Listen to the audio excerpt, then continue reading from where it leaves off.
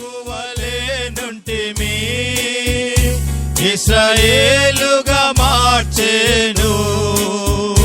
యాకోబు వలె నుంటిమి, ఇశ్రాయేలుగా మార్చెను.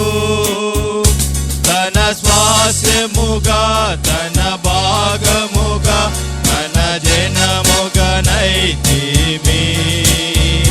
తన స్వాస్యముగా తన భాగముగా తన జనముగా నైతిమి.